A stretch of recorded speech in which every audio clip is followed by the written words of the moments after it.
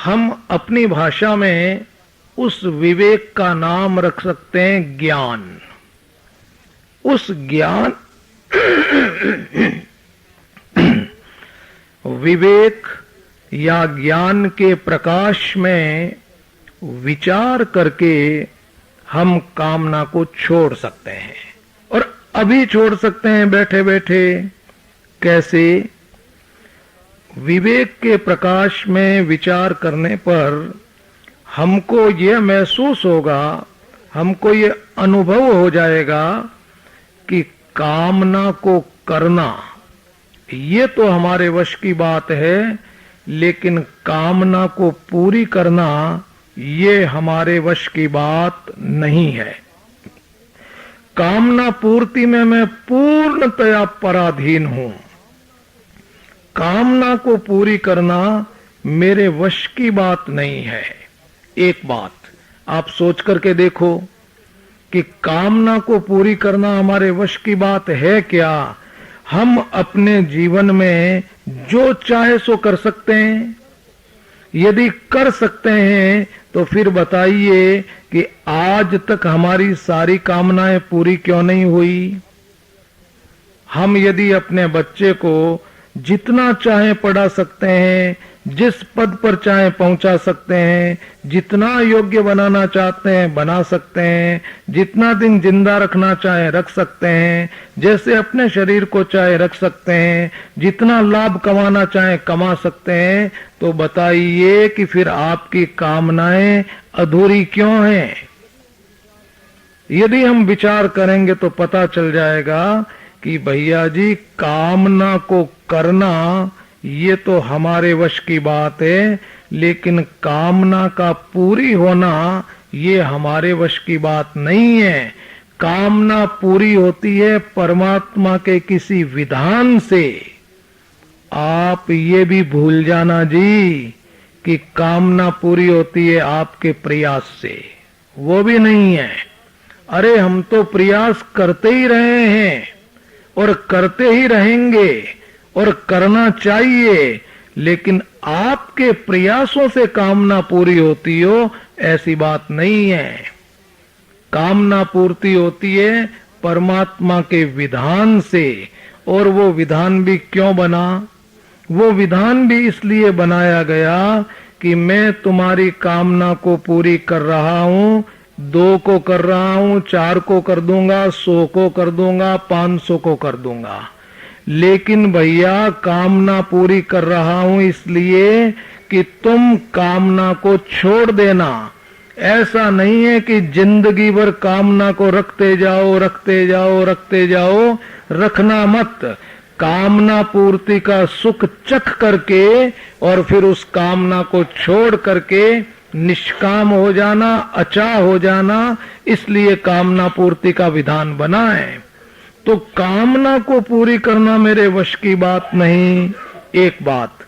दूसरी बात, करोड़ों कामनाओं की पूर्ति का सुख भी यदि मुझे मिल गया तो भी मुझे शांति नहीं मिलेगी, मुक्ति नहीं मिलेगी, भक्ति नहीं मिलेगी। भैया जी, आप करोड़ों कामनाओं को पूरी कर लीजिए तो मिलेगा क्या? कामनाओं को पूरी करने से आपको सुख मिलेगा, लेकिन शांति नहीं मिलेगी, मुक्ति और भक्ति नहीं मिलेगी। तो कामना पूरी कर लेने का या कामना पूरी होने का कोई विशेष महत्व नहीं है। हम नाचने लगते हैं कि ओहो हमारी तो कामना पूरी हो गई, तो आपको मिल क्या गया? मिली तो कोई संसार की वस्तु है, संसार का व्यक्ति है, कोई परमात्मा तो मिल नहीं गए, उससे आपका दुख तो कोई मिट नहीं गया। तो कामना पूर्ति के सुख से शांति मुक्ति भक्ति नहीं मिलती। करोड़ों कामनाओं की पूर्ति आप करते जाइए। एक विचित्र बात मैं आपसे और बताऊं कि आप कितने ही कामनाओं को पूरी कर लेंगे, आप वहीं रहेंगे जहां पहले थे। कोई अंतर नहीं आएगा आपके जीवन में। एक भ्रम रहेगा कि हमारी कामनाएं पूरी हो गई, मजा आ गया। आप वहीं रहेंगे जहां पहले थे। देखो कैसे, कामना का मतलब क्या? हमारे पास किसी चीज की कमी है, हम सोचते हैं कि भाई ये चीज आ जाए तो अच्छा रहे। मान लो हमारे पास मकान नहीं है, हमने भगवान से कहा कि हे परमात्मा, एक 2 कमरों का मकान आप दिल्ली में जरूर हमको दे दो। हमारे मकान नहीं है, एक कामना हो गई, इच्छा हो गई, हमने मकान मांग लिया। तो क्यों मांगा? क्योंकि मकान का अभाव था, मकान है नहीं इसलिए मांग लिया। अब देखो, एक कामना पूरी हुई, मकान मिला, और उस कामना के पूरी होते ही आप ये पाएंगे और अनुभव करेंगे अपने जीवन में कि तत्काल नई कामना पैदा हो जाएगी। मकान मिला तो हे भगवान, अब थोड़ा सा फर्नीचर मिलना चाहिए, ये नई कामना हो गई। फिर वो पूरी हो गई तो हे भगवान, अब इस तरह की मकान में पॉलिश हो जानी चाहिए, ये नई कामना हो गई। वो मान लीजिए पूरी हो गई, भाई एक कमरा और बन जाना चाहिए, और उसके बाद में एक मारुति गाड़ी आनी चाहिए, इसके बाद कैंटासा आनी चाहिए। इस तरह से आप पाएंगे कि हर कामना की पूर्ति नवीन कामना को जन्म दे देगी। और अंत में क्या होगा जी? अंत में आप जाकर के देखेंगे तो फिर कोई न कोई कामना रहेगी। मतलब अभाव से आपका जीवन शुरू हुआ और अंत में अभाव में ही समाप्त हो गया। अरे अभाव से तो शुरू हुआ। स्वामी जी महाराज कभी कभी हंस करके कहते थे कि भैया अंतर कुछ नहीं हुआ है, 3/4 75/100 हो गया। पहले 3/4 था जब 2 ही कमरे थे, अब कमरे तो बढ़ गए लेकिन आपकी कामना तो रह गई ना। किसी न किसी चीज का अभाव तो आपको रह ही गया। तो कमरे का बढ़ना क्या हुआ? 75/100 ज्यादा दिख रहा है, लेकिन कीमत 3/4 के बराबर ही है कि नहीं है? तो अभाव का दुख पहले भी था और अभाव का दुख आज भी है। तो भैया जी वहीं रहे जहां आप पहले थे। हम तो अज्ञानतावश ऐसे कहते हैं कि मजा आ गया, मजा आ गया, मजा आ गया। यदि आप इस मजे को लेते ही जाएंगे, कामना पूर्ति के सुख को यदि आप लेते ही जाएंगे, तो अंत में क्या दुर्दशा होगी आपको पता है? ये होगी ही, बचेंगे नहीं, कोई नहीं बचेगा। जो व्यक्ति कामना पूर्ति के सुख को भोगेगा, अंत में उसकी भयंकर दुर्दशा ये होगी भैया जी कि कामना पूरी करने की शक्ति तो हो जाएगी खत्म, और कामना पूरी करने की इच्छा रह जाएगी शेष। इच्छा तो बच जाएगी, शक्ति हो जाएगी खत्म। अब वो कामना को पूरी तो करना चाहता है, सोचता है मैं ऐसा कर लूं कर लूं कर लूं, लेकिन करने की शक्ति नहीं। तब फिर वो रोएगा जी, दुखी होगा। मेरे एक चाचा जी थे, उनके दांत गिर गए सारे के सारे। तो हम लोग भोजन कर रहे थे, तो भोजन में प्याज भी थे, वो गोल प्याज। तो हम लोग तो खा रहे थे। उन्होंने एक प्याज के छिलके को उठाया और ऐसे मसूड़ों के ऐसे रगड़ने लग गए ऐसे। तो मैंने उनको पूछा कि ये आप क्या कर रहे हो? तो कहने लगे जी प्याज खाने की बड़ी इच्छा हो रही है, तो खाओ ना, इतने सारे प्याज पड़े हैं कि अब दांत नहीं है, कैसे खाऊं? ऐसा करके फिर वो रोने लग गए कि क्या बताएं, दांत नहीं है। मैंने कहा गिट जाओ ऐसे ही, दांत नहीं है तो खा जाओ ऐसे ही, कर लो अपनी इच्छा को पूरी। ये दुर्दशा होती है जी, अंत में यही दुर्दशा होती है भैया जी। उनकी तो विचारों की दांत न रहने से रही, किसी की आंख चली जाएगी, किसी के कान चले जाएंगे, किसी के जोड़ों में दर्द हो जाएगा, किसी के बाल सफेद हो जाएंगे। ये सब तो होना ही होना है ना। तो कामना पूरी करते जाएंगे करते जाएंगे करते जाएंगे, तो अंत में ये होगा कि कामना पूरी करने की शक्ति खत्म हो जाएगी और इच्छा वैसी की वैसी शेष रह जाएगी और अंतिम समय में उसकी याद आती रहेगी। इन सब बातों पर विचार करके ज्ञान के प्रकाश में हमको ये निर्णय कर लेना चाहिए कि भाई कामना को छोड़ने में लाभ ही लाभ है, और कामना पूरी करना हमारे वश की बात भी नहीं है। कामना पूरी नहीं होने से तनाव वगैरह भी हो जाता है, परेशानी भी हो जाती है। अब हम अपनी जिंदगी में हमारा कर्तव्य तो करेंगे, काम तो करेंगे, लेकिन भैया जी किसी भी प्रकार की कामना नहीं रखेंगे। कामना के स्थान पर सद्भावना रखेंगे। एक मार्ग तो यह है कामना को छोड़ने का। दूसरा मार्ग क्या है? भगवान से हमारी कामनाएं रहती है, और वो कैसे रहती है? वो रहती है होने को लेकर के। हे परमात्मा, ऐसा हो जाए तो बहुत बढ़िया। हे भगवान, ऐसा तो नहीं होना चाहिए। तो भगवान की तरफ से जो कामनाएं होती है वो होने को लेकर के रहती है। ऐसा होना चाहिए, ऐसा नहीं होना चाहिए, इस तरह की। अब ये कैसे मिटे जी? ये कामनाएं तत्काल इस आधार पर मिट जाती हैं। दो बातें सोच लेना चाहिए अच्छी तरह से। होना होगा, वो होकर ही रहेगा। ध्यान देना जी, जो कुछ हमारे साथ होना है वो होगा ही, टलेगा नहीं, बचेंगे नहीं। परमात्मा की तरफ से हमारे साथ जो कुछ होना है, जब होना है, जहां होना है, जैसे होना है, वैसा होगा ही। होनी होकर ही रहे, टाल सके नहीं कोई। तुलसी जसी भवितव्यता, तेसी होय सहाय। आपनी आवई ताई पही, ताई तहां ले जाई। ये रामचरितमानस का दोहा है। तुलसी जैसी भवितव्यता, भैया जैसा होना होता है, जैसी भावी होती है, तैसी होई सहाय। उसी प्रकार की परिस्थिति अपने आप बन जाती है। और आपनु आवई ताई पही, या तो वो परिस्थिति चला करके उस व्यक्ति के पास पहुंच जाती है, और ताई तहां ले जाई।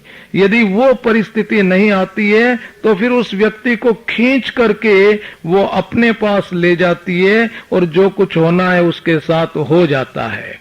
जैसे कुएं में गिरना ही है, तो कुआं तो वहां से चला करके यहाँ आएगा नहीं, तो कोई आएंगे, हमको प्रेरित करेंगे, हमारा मन भी हो जाएगा, परिवार वाले भी इजाजत दे देंगे, हम उस तरफ भागेंगे, कुएं में गिर जाएंगे, बचेंगे नहीं। जो होना है वो होकर ही रहेगा। एक बात तो ये बिठा लें, भाई होना होगा तो होगा, वो टलेगा नहीं, रुकेगा नहीं। अब हमको डर लगता है कि कहीं गड़बड़ हो गया तो, ये डर लगता है। तो ये डर कैसे मिटे जी? ये डर मिटेगा केवल विश्वास के आधार पर। विवेक के आधार पर भी मिट जाता है। विश्वास के आधार पर कैसे मिटेगा? कि भाई जो कुछ होना है वो होकर के रहेगा, और वो होना परमात्मा की इजाजत से होता है। और परमात्मा परम करुणा सागर हैं, इसलिए उनकी तरफ से जो मेरे साथ होगा उसमें मेरा मंगल है, कल्याण है, उद्धार है, विकास है, निखार है। वो मेरे फायदे के लिए होगा। और ऐसा विश्वास कर लेने से ये होने वाली कामना खत्म हो जाती है। उसमें आप ये देखने की कोशिश करोगे कि परमात्मा की तरफ से जो कुछ हुआ है उसमें मेरा क्या मंगल है, क्या कल्याण है। यदि आपको वो दिखाई नहीं देना तो आप परमात्मा से कह दीजिए कि हे भगवान, आपकी तरफ से जो कुछ हुआ है उसमें है तो मेरा कोई मंगल ही मंगल, लेकिन मुझे तो इस समय बहुत नुकसान दिखाई दे रहा है। हे भगवान, मेरी छोटी बुद्धि में ये बात समझ में नहीं बैठ रही है कि आपने जो कुछ मेरे साथ किया है अथवा आपकी तरफ से जो मेरे साथ हुआ है उसमें मेरा मंगल क्या है। मुझको घबराहट हो रही है प्रभु, आप मुझे उस मंगल का दर्शन करा दो, ये भगवान को आप कह दो। तो परमात्मा ऐसा कोई इंतजाम कर देंगे कि किसी न किसी तरह से आपके हृदय में इस बात को बिठा देंगे कि भैया डरो मत, मेरी तरफ से जो कुछ हुआ है उसमें तुम्हारा यह विशेष हित छिपा हुआ है। इस बात को हम कल प्रातःकाल भी करेंगे विस्तार से कि प्रतिकूल परिस्थिति में हमारा क्या हित छिपा रहता है। एक बहन कलकत्ते में है इस समय, उसकी आयु हो गई होगी अब तो 80 साल के आसपास, लेकिन उनके जीवन की एक बहुत विचित्र घटना मैं आपसे निवेदन करूं। उनकी शादी हुई, अब 80 साल की हो गई, और कोई 13, 14, 15 साल की अवस्था में शादी हुई बनारस में। तो विवाह होकर के जब बारात आ गई वापस, और उस दूल्हे ने अपने घर में कदम रखा, महिलाओं ने जैसे आरती की वर की, और दूल्हे ने ऐसे पैर रखा घर में, पैर के रखते ही उसके हार्ट अटैक हो गया और वो व्यक्ति वहीं मर गया। वो बहन विधवा हो गई। अब उस जमाने में जी दोबारा शादी करने का कोई प्रश्न ही नहीं। अभी जिंदी है वो बहन, कलकत्ते में रहती है, अब तो बुढ़ी हो गई। तो जब वो ऐसी दुर्घटना हो गई तो परिवार के सब लोग घबरा गए, और वो बेचारी लड़की रोने लग गई। 5-6 दिन बीत गए। अब जी वो रोए ही रोए, चाय वगैरह पी ले, थोड़ा बहुत भोजन कर ले, और उसकी आंखों से रात दिन आंसू ही आंसू गिरे। परिवार के लोग धीरे धीरे संतुलित हो गए, लेकिन उस बहन की दशा नहीं बदली। तो सोचने लगे कि अब क्या करें, ये तो रोते रोते इस तरह से खत्म हो जाएगी, पागल हो जाएगी। तो भाई जी श्री हनुमान प्रसाद जी पोद्दार को बुलाया गया कि उन महान गृहस्थ संत को बुलाएं ताकि वो इस लड़की को समझा देंगे।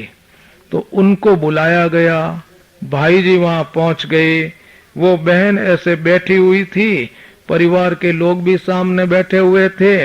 हनुमान प्रसाद जी पोद्दार उस बहन के सामने जाकर के बैठे, और बैठने के बाद पहला वाक्य उनके मुंह से ये निकले कि बिटिया, हुआ तो तुम्हारे साथ में बहुत बड़ा अन्याय, हुआ तो तुम्हारे साथ में बहुत बड़ा अन्याय, लेकिन अब क्या बताएं भाई, परमात्मा की लीला के सामने सबको झुकना पड़ता है। जैसे ही उन्होंने ये वाक्य बोला तो जी उस बहन ने गर्दन को ऊंचा करके और ये कहा कि भाई जी, मैं तो समझ रही थी कि आप परमात्मा को मानने वाले हैं, आप भगवान की महिमा में विश्वास करने वाले हैं, लेकिन मुझे पता चला कि आप परमात्मा को मानते ही नहीं। आपने ये क्या कह डाला कि हुआ तो बिटिया तुम्हारे साथ में बड़ा अन्याय। अरे क्या मेरा परमात्मा ऐसा है जो मेरे साथ में अन्याय कर सकता है? मेरे परमात्मा ने मेरे साथ कोई अन्याय नहीं किया। और ये घरवाले नहीं समझ पा रहे हैं कि ये आंसू किस बात के टपक रहे हैं। भूल जाइए इस बात को कि पति वियोग की वेदना के कारण से मेरी आंखों में से आंसू आ रहे हैं। ये पति के वियोग के दुख के आंसू नहीं है भाई जी। ये दुख, ये आंसू किस बात के हैं कि मैं तो जब ये विचार करती हूं कि परमात्मा कितने करुणा सागर हैं, कितने दयालु हैं, उन्होंने पति को छीन करके मेरा कितना बड़ा हित किया है, इस बात की तरफ जब मेरी दृष्टि जाती है, परमात्मा की करुणा और कृपालुता की तरफ जब मेरी दृष्टि जाती है, तो उस करुणा के कारण से मेरा हृदय गदगद हो जाता है कि प्रभु ने मेरे साथ में कितना अच्छा काम किया, मेरा कितना बड़ा हित किया। ऐसा जब मैं सोचती हूँ तो मेरे ये प्रेम के आंसू आने लगते हैं आंखों में से। भाई जी, मेरा परमात्मा ऐसा नहीं हो सकता जो मेरा कोई अहित कर दे। उन्होंने तो मेरा हित ही हित किया है। गृहस्थ धर्म में रहने की मेरी कोई इच्छा नहीं थी, मैं तो परमात्मा की तरफ बढ़ना चाहती थी, लेकिन माता पिता की इच्छा के कारण से ये विवाह रच गया। प्रभु ने बहुत अच्छा किया, बहुत अच्छा किया, बहुत अच्छा किया कहते कहते बहन के कंठ अवरुद्ध हो गए। भाई जी ने बहन को प्रणाम किया कि बिटिया, तुमको परमात्मा ने जितना जोरदार विश्वास दिया है वो मुझे भी दे। मेरी भूल हो गई, मैंने प्रभु के लिए ये कह दिया, हुआ तो तुम्हारी तरफ से बड़ा अन्याय। तो भैया जी, जो कुछ हमारे साथ होता है, ये जो होने की कामनाएं है ना, ऐसा होना चाहिए, ऐसा नहीं होना चाहिए, ये कैसे मिटेगी? ये ऐसे मिटेगी कि हे परमात्मा, हम अपनी तरफ से सब काम ठीक करेंगे, उसमें किसी तरह की कसर नहीं रखेंगे, लापरवाही नहीं रखेंगे। लेकिन प्रभु, आपकी तरफ से जो कुछ होना है वो होगा, और जो होगा बस उसी में हमारा हित है, इस बात को हम स्वीकार कर लेंगे तो ये होने वाली कामना खत्म हो जाएगी। इसके बाद एक चीज और है, एक उपाय और है कामना को छोड़ने का, कि परिवार के जिन जिन लोगों से आपको कामनाएं रहती हैं उनके आप नाम लिख लीजिए कि किन किन से मुझे कामनाएं हैं। और फिर क्या करें, उनकी तरफ नहीं देखें कि वो कैसे हैं, अपनी तरफ से अपना कर्तव्य उनके प्रति पालन कर दीजिए। जो कुछ आप कर सकते हैं उनसे आप जो जो चाहते हैं वो उनको देते जाइए, जो आप उनसे नहीं चाहते वो उनको कभी मत दीजिए, उनकी सेवा कर दीजिए, उनको प्रसन्नता दे दीजिए, अपने कर्तव्य का पालन कर दीजिए। बिना कुछ चाहे आपकी कामना खत्म हो जाएगी, बिना कुछ चाहे। हमारे एक मित्र हैं, नागौर की घटना है ये, उन्होंने अपने लड़की की शादी की। शादी के बाद जब लड़की विदा लेने लगी तो अपने पिताजी से कहा कि पिताजी, मैं गृहस्थ धर्म में प्रवेश कर रही हूं, मुझे आप कोई संदेश दे दीजिए।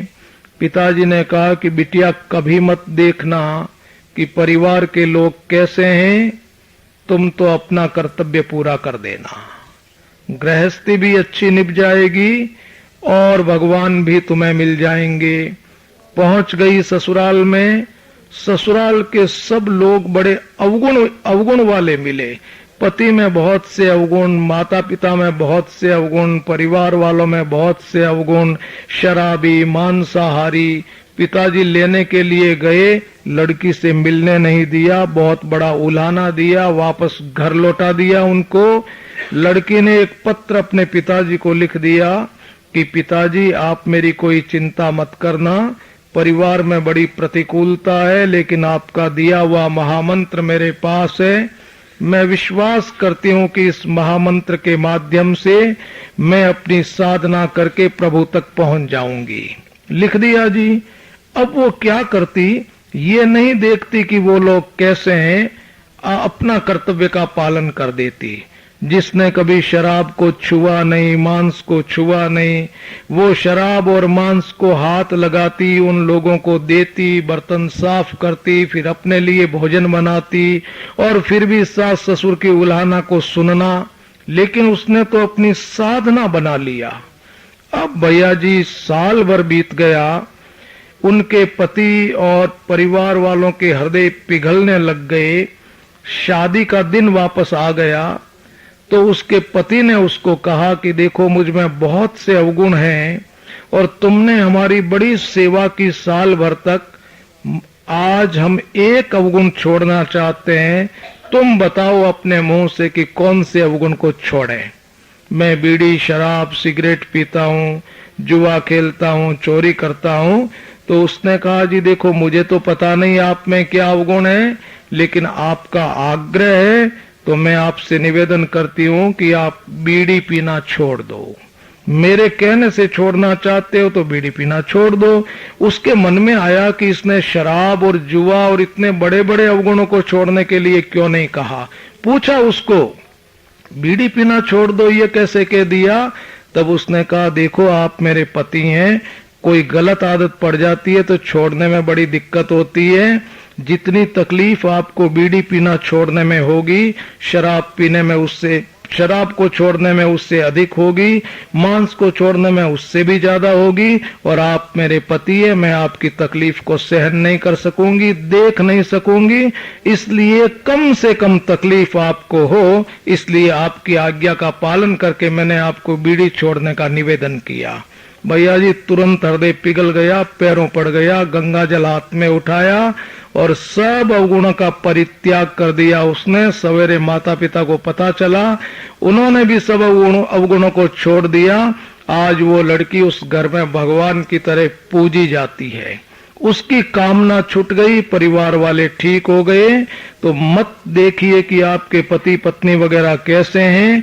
आपको यदि उनसे कोई कामना रहती है तो उनकी इच्छाओं की पूर्ति करते जाइए जहां तक आप कर सकते हैं, और वो इच्छाएं मर्यादा के विरुद्ध नहीं होनी चाहिए। इसको कहते हैं कर्तव्य पालन। तो कर्तव्य पालन से भी कामना छूटती है, ज्ञान के प्रकाश में विचार करने से भी कामना छूटती है, और परमात्मा पे विश्वास करने से भी कामना छूटती है। भैया जी कोई भी मार्ग आप पकड़ लीजिए, इस कामना को छोड़ दीजिए ताकि दुख मिट जाएगा, परमात्मा मिल जाएंगे।